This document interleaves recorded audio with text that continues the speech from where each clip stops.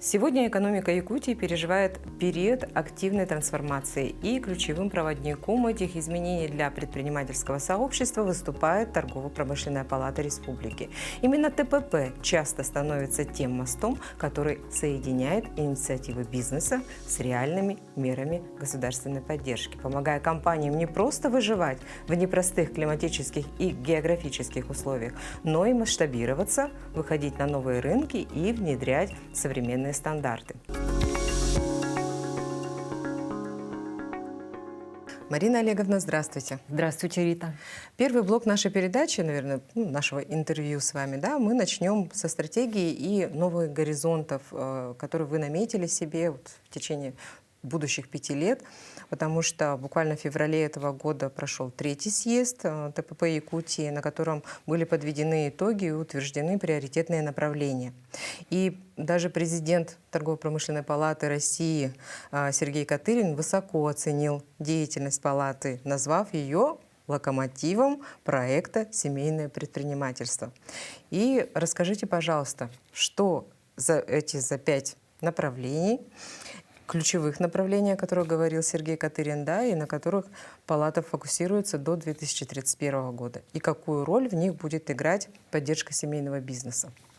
Да, спасибо за вопрос. Мы любим рассказывать про то, как мы развиваем у нас в республике именно семейное предпринимательство, и оценка Сергея Николаевича Катырина, высокая оценка, конечно, ставит перед нами вот высокую, опять-таки же, планку, и мы будем стараться соответствовать вот этому своему имиджу региона, который является одним из 5 ведущих регионов по развитию именно проекта ТПП Российской Федерации по развитию семейного предпринимательства. В нашей интерпретации этот проект называется «Бизнес-дело семейное». И в этом году мы планируем в сентябре, как обычно, традиционно провести уже 6-й конкурс семейных предприятий, а также семейный форум, который пользуется большой популярностью среди наших предпринимателей. И если говорить вообще о самом проекте, то он появился, родился в ТПП России в 2018 году. Мы присоединились к этому проекту в 2021 году.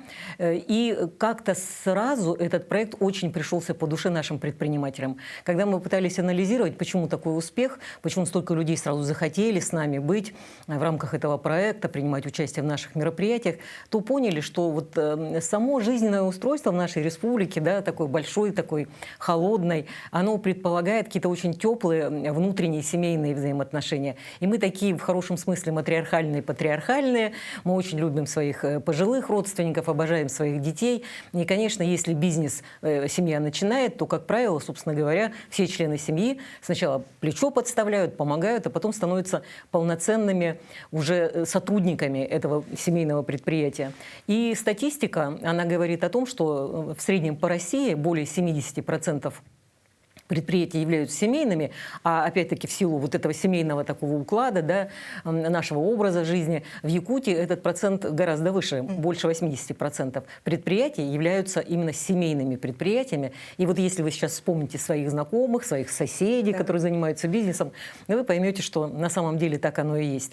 И, значит, при поддержке центра «Мой бизнес», при поддержке Министерства предпринимательства, как я вот уже говорила, мы 5 лет, в этом году 6-й раз планируем, вот проведение конкурса семейных предприятий, и всегда бывает такой большой, красивый форум, который завершает ряд мероприятий в течение года, которые мы организуем для семейных предпринимателей. Ну, я думаю, в этом году он пройдет не менее успешно, чем обычно. А кто обычно принимает участие в этом форуме? Это только городские жители, городские предприниматели, либо это предприниматели со всей республики? Нет, конечно, это такая республиканская история. Именно для этого, но мы, наверное, перейдем еще с вами и к этому нашему, еще одному очень хорошему, доброму проекту, который называется «Деловая Якутия». Именно с целью вовлечения сельских предпринимателей, жителей улусов в нашу деятельность, в наши проекты, мы организуем бизнес-миссии по улусам республики. И эта история вообще у нас продолжается уже с 2021 года. Этот проект очень любим членами нашей палаты.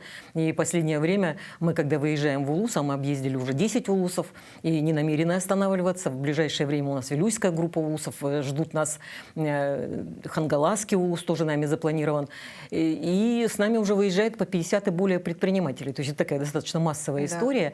И большой интерес к нашей деятельности проявляют как руководство улусов, так и предприниматели.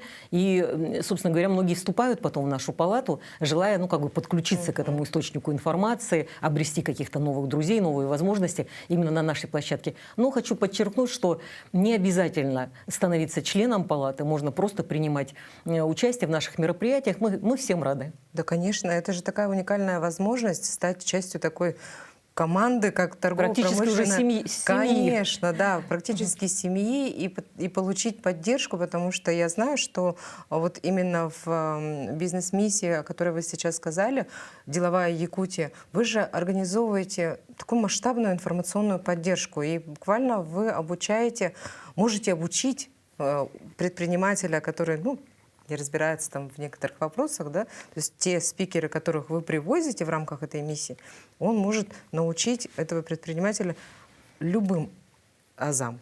Начиная там от финансовой грамотности, допустим, если говорить о работе Фонда развития предпринимательства Якутии, да, они прям будут четко показывают, как работает вообще процесс кредитования и так далее. То есть здесь вы проводите такую буквально информационную Рита, работу. вы правы, потому что путем этих наших выездных мероприятий мы снимаем массу вопросов именно у предпринимателей в улусах, потому что, в отличие от городских предпринимателей, они, отключены от этой розеточки информационной и чуть меньше получают информацию, несмотря на те усилия, которые прилагаются, потому что везде есть центры «Мой бизнес», везде есть координационные советы по предпринимательству при главах улусов, но, тем не менее, информации, как мы чувствуем, по нашим ощущениям, недостаточно. И мы эту брешь, эту пустоту заполняем, поскольку выезжают с нами как опытные предприниматели, которые готовы выступать наставниками, готовы делиться своим опытом. И вообще эти наши поездки — такой качественно упакованный кейс, я бы сказала, да, прямо бизнес-кейс,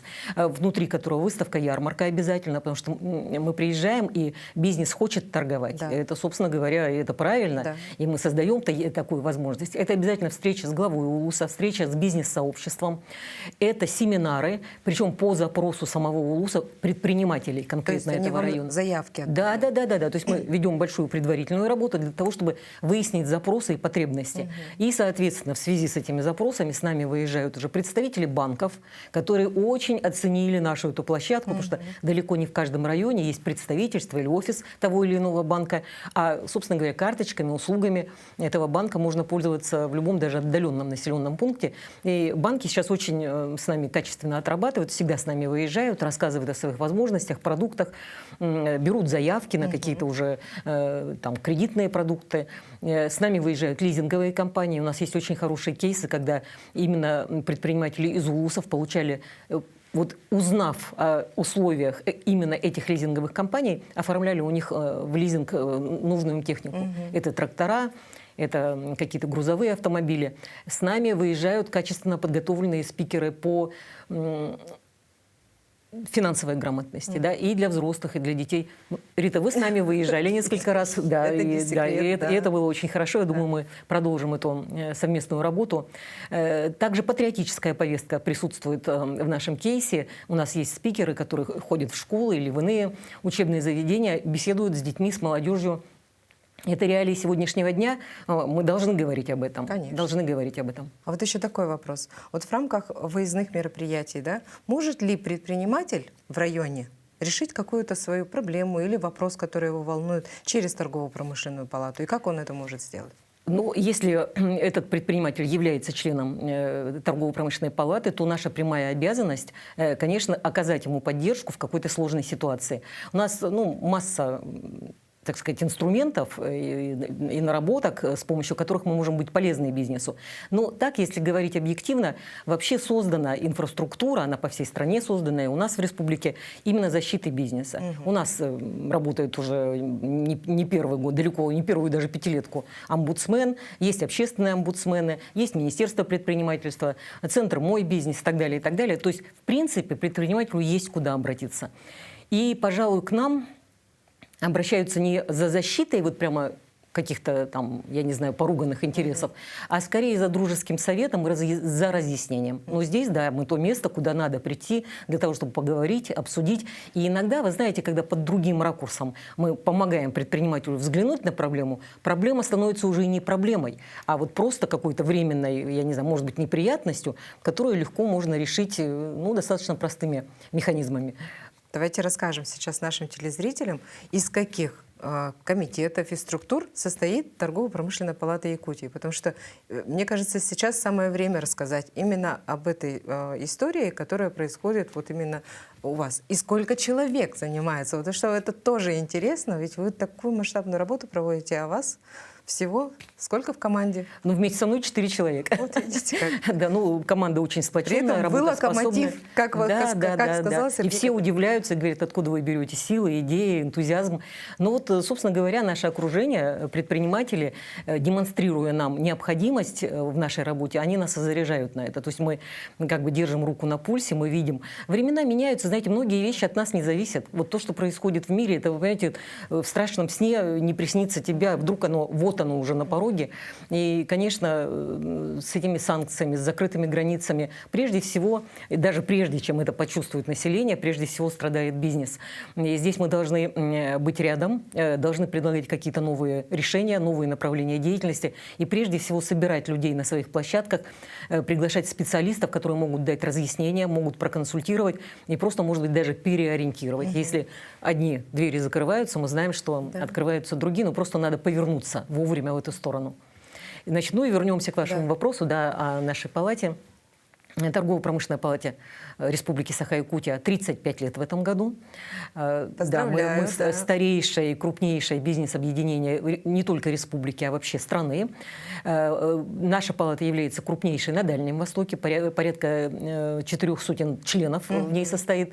А каждый член – это не один человек, для понимания, да, это предприятие. Иногда это крупные предприятия, такие как Алроса, Ленское речное пароходство, железные дороги Якутии, авиакомпания Якутии, добывающие компании. Они также являются членами нашей палаты. Но в основном мы, конечно, больше площадка для малого и среднего предпринимательства, которые реально нуждаются вот именно в таком объединении, нуждаются в наших услугах, в нашей поддержке. И то, что касается структуры нашей организации, еще в 2021 году мы, ну, как-то так посмотрели, да, на состав нашей членской базы и поняли, что более 100 АКВЭДов представлено вот нашими членскими организациями. И как-то быть полезным каждому АКВЭДу ну, не представляется возможным. Поэтому мы логически так вот объединили некоторые направления в такие комитеты отраслевые, ну, по отраслевому больше признаку, или по наличию общих каких-то проблем. И у нас получилось 10 отраслевых комитетов, которые благополучно вот с 2021 года работают уже вот 6-й год. И люди находят в этом и пользу, и даже удовольствие. Конечно. Потому что наконец-то люди из цеховики, как говорится, из одной отрасли увидели друг друга, а это порождает не только какие-то общие проекты, но даже дружеское общение. Люди встречаются, обсуждают какие-то проблемы, предлагают какие-то решения.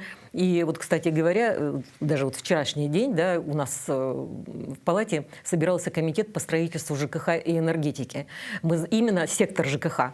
Это, знаете, вот стопроцентная какая-то экспертность, вот просто даже если бы ты ничего в этом не понимал, ну, я понимаю, поскольку я инженер по образованию, да, и то было бы интересно послушать, как люди, являясь предпринимателями, болеют за республику, за целую отрасль, и какие они готовы внести предложения и подставить плечо. Мы обязательно сейчас все это сформулируем и обратимся вот с таким предложением к руководству республики. Продуктивно, потому что нет ничего ценнее, чем экспертное мнение. И тем более они же знают это все на практике. Они работают в этой сфере. Да. И действительно, вот то распределение, которое вы произвели, это действительно очень эффективно. И вот это один только пример, а так, собственно говоря, вот у нас 10 этих комитетов отраслевых, очень активно работают. Комитет, который объединяет частные медицинские клиники и частные пансионаты для пожилых людей и инвалидов. Комитет торговли вот как-то вот начинает у нас оживать. Одно время мы переживали, что вроде бы самый такой активный бизнес, да, ну какая-то там была тишина. Нет, сейчас происходит определенное оживление. И я думаю, что вот сейчас, когда... Вот же у нас 6 февраля прошел наш третий очередной съезд торгово-промышленной палаты. Вот мне доверили палату еще на 5 лет.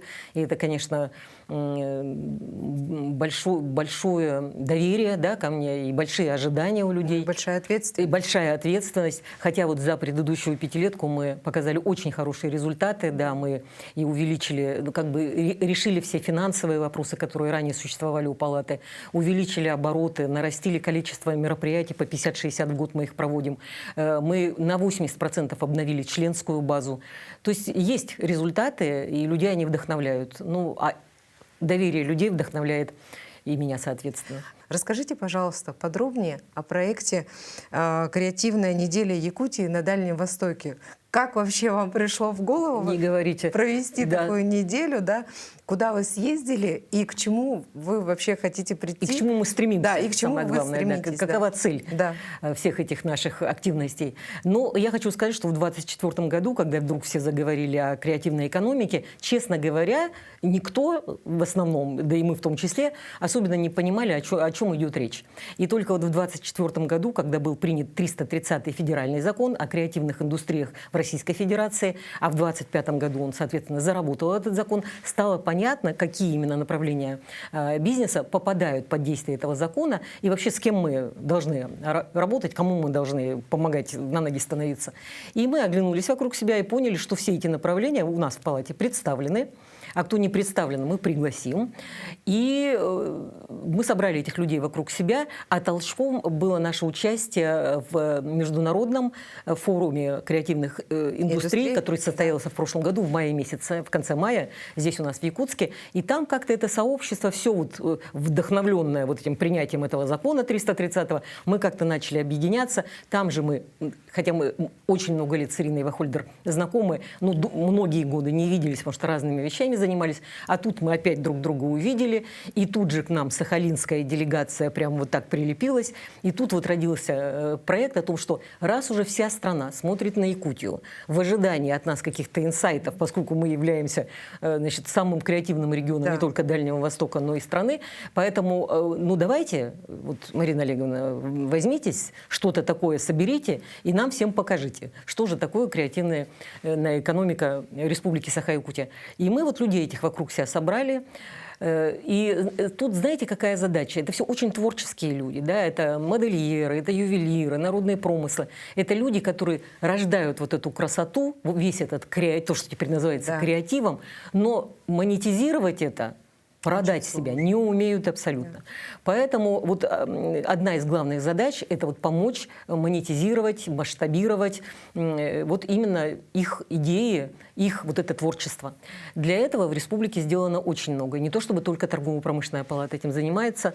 У нас вот прямо с этого года, с января этого года появился на месте, так скажем, Арктического института искусств культуры появился Арктический университет федеральный, да, искусств, культуры и креативных индустрий.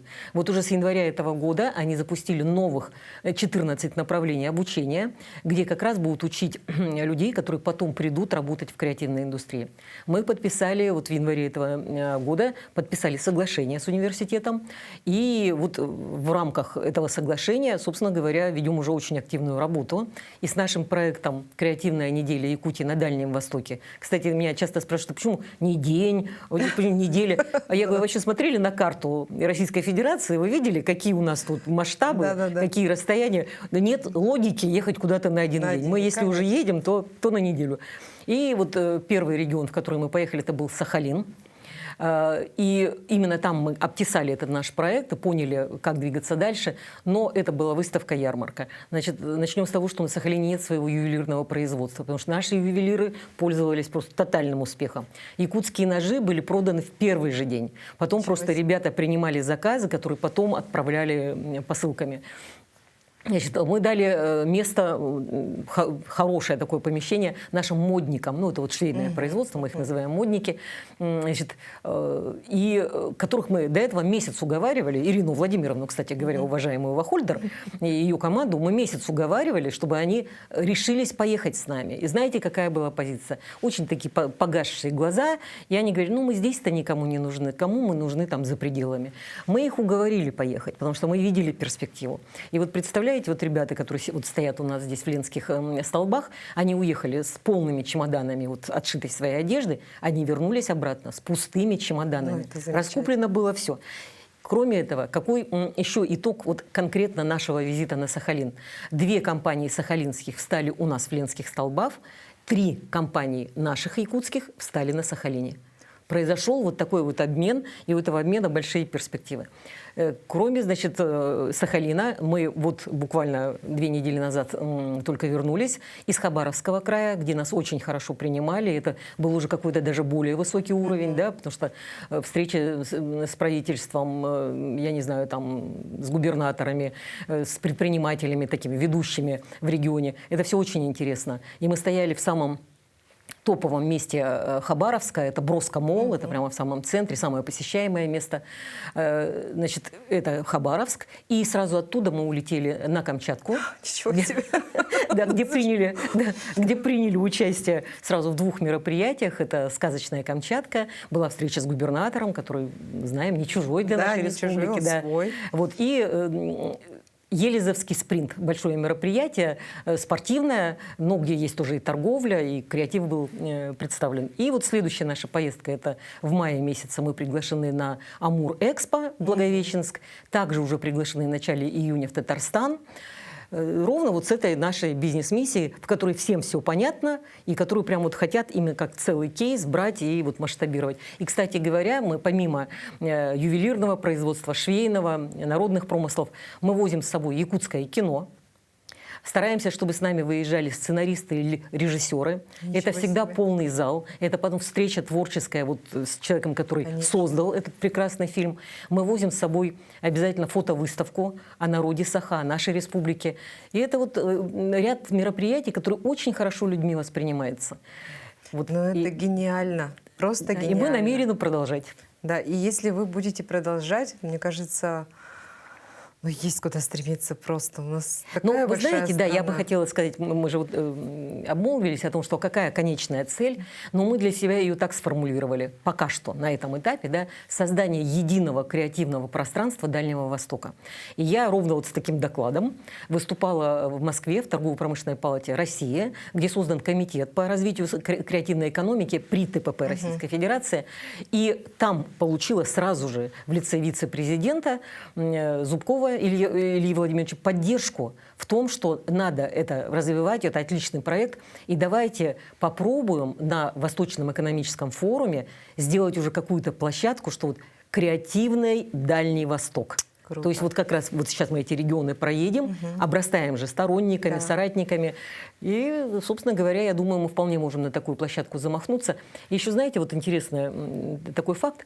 В каждом регионе, ну, это законом федеральным, и никак, собственно говоря, никакие рамки не ставятся. Каждый регион по-своему будет развивать именно вот свою креативную экономику. И если, к примеру, на Сахалине это направление полностью руководство полностью доверило, так скажем, торгово-промышленной палате, то в Хабаровском крае это обязанность Министерства культуры, а на Камчатке Министерство туризма. У нас же вот в республике, как я уже сказала, много чего делается, да, но пока вот единый регулятор не определен. Ну вот ждем, кому это поручат, чтобы уже предметно тоже отрабатывать, рассказывать о своей деятельности. И мы переходим к самому интересному блоку, потому что любому предпринимателю, который ведет свой бизнес, точно, нужны деньги, и ему нужно Финансы – это кровь взаимодействие, да. бизнеса. Ему нужно взаимодействие не только с властью, но и вот с кредитными организациями. Конечно. Вот вы говорили о лизинговых компаниях.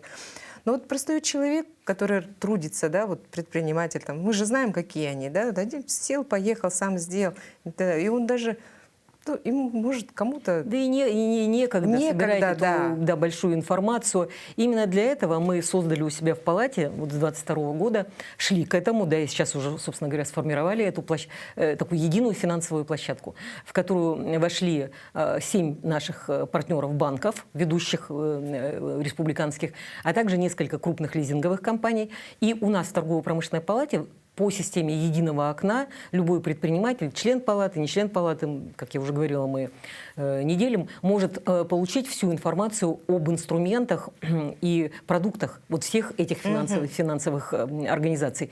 А также, если он еще не является предпринимателем, зарегистрировать свой бизнес, открыть расчетный счет в банке на свой выбор, а также подать заявку на любой кредитный лизинговый продукт. Эти услуги все для предпринимателей бесплатные, поскольку мы являемся партнерами, агентами этих финансовых структур. Поэтому обращайтесь, это очень удобно, потому что мы можем, вникнув в ваши потребности, порекомендовать вам то, что будет вам удобней, выгодней вот на данном этапе. И кроме этого у нас еще есть одна услуга для бизнеса очень полезная, не могу об этом не сказать, это оформление карт АТЭС. Рита, вы знаете, что такое карта АТЭС? Ну, давайте, я не буду отвечать на этот вопрос, а для наших телезрителей вы расскажете очень подробно. Да, я расскажу тогда и для вас, и для всех. Это очень удобный инструмент именно для делового туризма.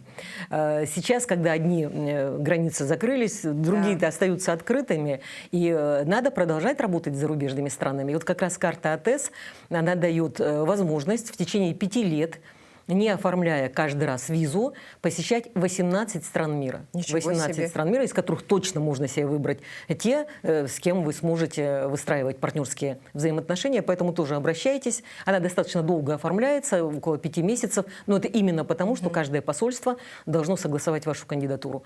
А так обращайтесь, мы вполне профессионально этим занимаемся. Ну, это вообще отличный вариант, потому что внутри вот сейчас, как мы уже привыкли, наверное, жить в ограничениях, там, в санкциях, но все равно же хочется не чувствовать этих границ. Нет, надо, конечно, расширять границы. Да. Мы активно работаем с Китайской Народной Республикой, с Белоруссией работаем активно, с Монголией, с Индией вот сейчас планируем, Казахстан, Киргизия.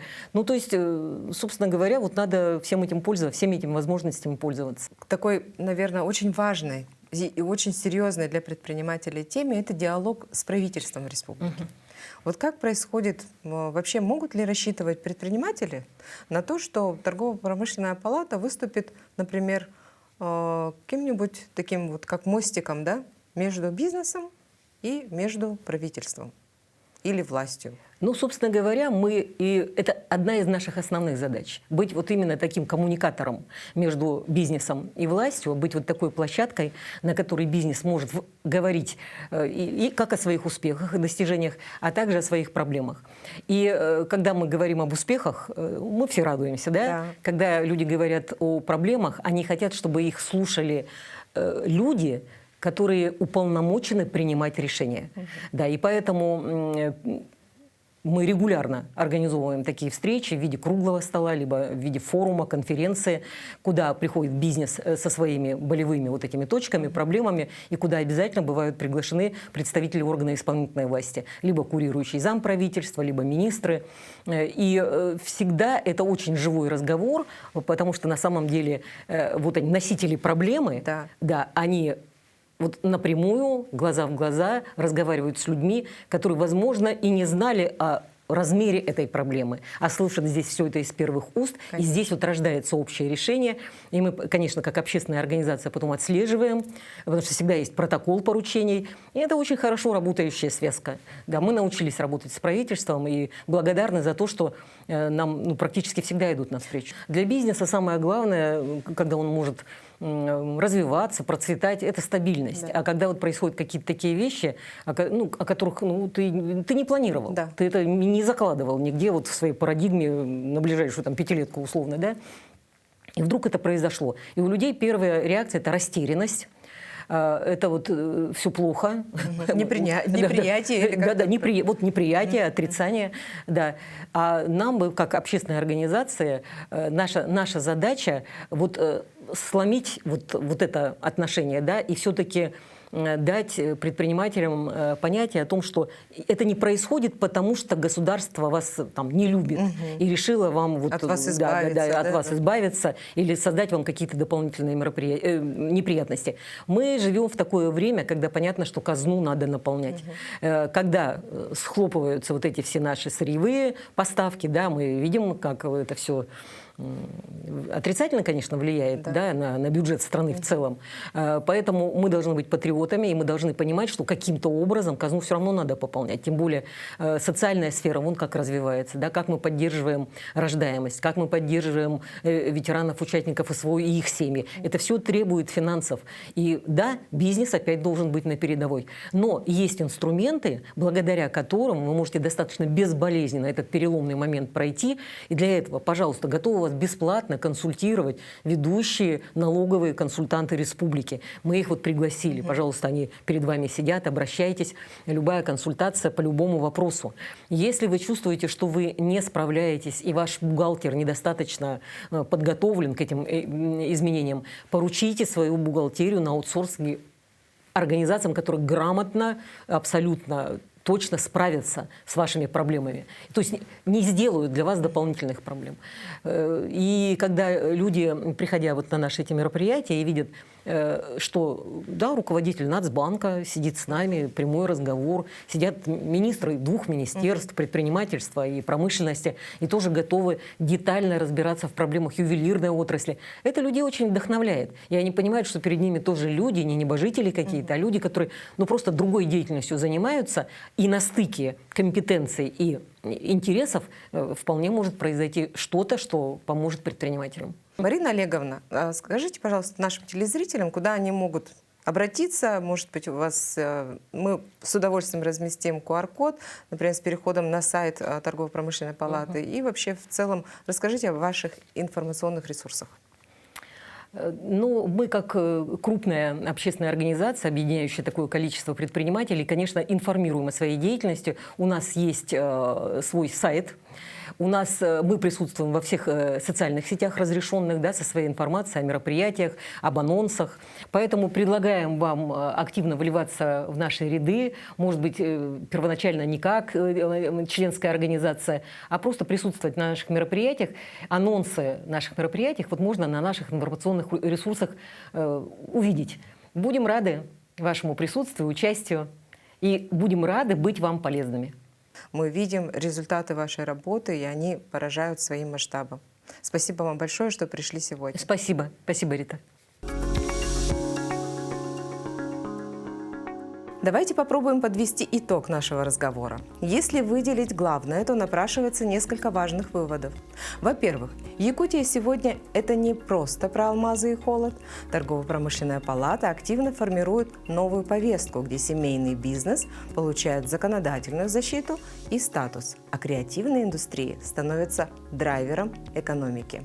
Проект «Креативная неделя Якутии» на Дальнем Востоке, который уже увидели на Сахалине и Камчатке, лучшее тому подтверждение. Во-вторых, Торгово-промышленная палата последовательно решает проблему расстояний.